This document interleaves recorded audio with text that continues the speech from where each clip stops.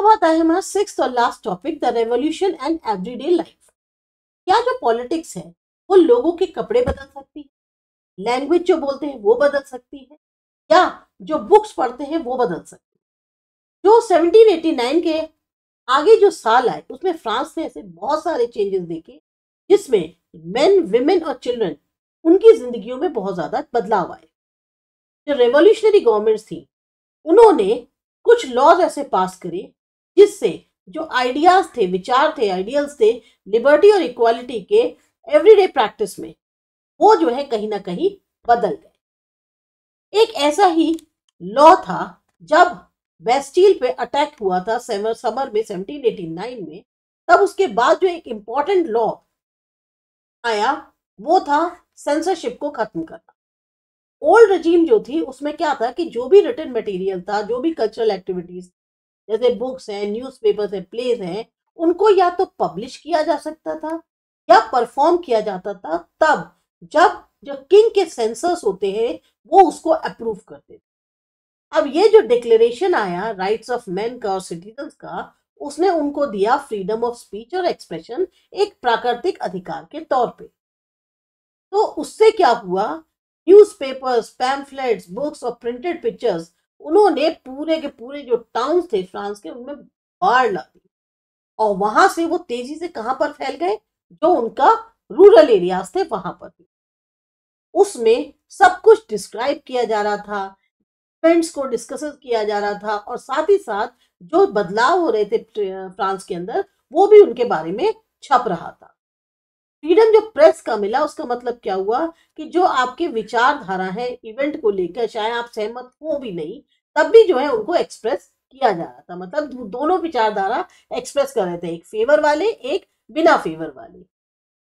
हर side जो है वो कोशिश कर रही थी कि वो दूसरों को जो है कन्विंस करे अपनी पोजीशन के बारे में प्रिंट के माध्यम से। सॉन्ग, जो भी फेस्टिव जुलूस थे, बहुत सारे लोगों को अब अट्रैक्ट कर रहे। ये एक अकेला तरीका था जिससे इंसान समझ सकता था, आइडेंटिफाई कर सकता था चारों से, जैसे कि लिबर्टी या जस्टिस। इनके बारे में जो पॉलिटिकल फिलोसफर्स थे उन्होंने लंबा लंबा लिखा था, लेकिन कौन पढ़ पा रहा था? सिर्फ वो लोग जो पढ़े लिखे थे।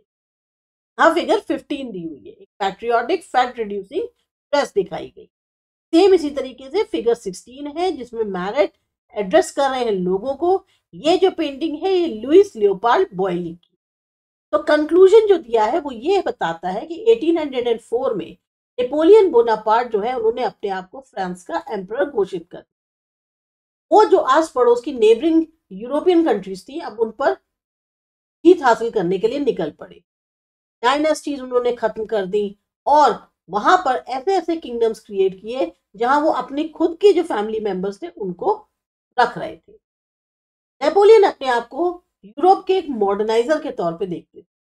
उन्होंने बहुत सारे ऐसे लॉज लाए जैसे कि प्राइवेट प्रॉपर्टी जो है उसके प्रोटेक्शन की लॉ लाए, यूनिफॉर्म सिस्टम जो वेट्स एंड मेजर्स का है जिसको प्रोवाइड किया गया डेसिमल सिस्टम से, वो लेके आए। तो शुरुआत में नेपोलियन को लोगों ने जो है एक लिबरेटर के तौर पे देखा, एक ऐसा मसीहा जो उनको आजादी दिलाएगा, जो फ्रीडम लाएगा लोगों के लिए। पर बाद में क्या हुआ, बहुत जल्द नेपोलियन आर्मी जहां भी आती थी तब उनको ऐसे देखा लगने जाता था जैसे मानो वो जो है एक अटैकिंग फोर्स आ गई जो हर किसी ना किसी पे अपने आप को कब्जा करने वाली है। फिर फाइनली वो जो नेपोलियन थे वो हार गए वाटरलू में 1815। उनके बहुत सारे जो स्टेप्स थे तो कहीं ना कहीं रिवॉल्यूशनरी आइडियाज, लिबर्टी के और मॉडर्न लॉज को जो है ले जाते थे।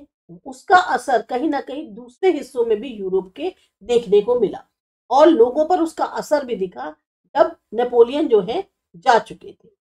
मतलब उनके जाने के बाद जो है जो उन्होंने कदम उठाए थे उसका कहीं ना कहीं असर यूरोप में देखने को मिला और जो दूसरे हिस्से थे।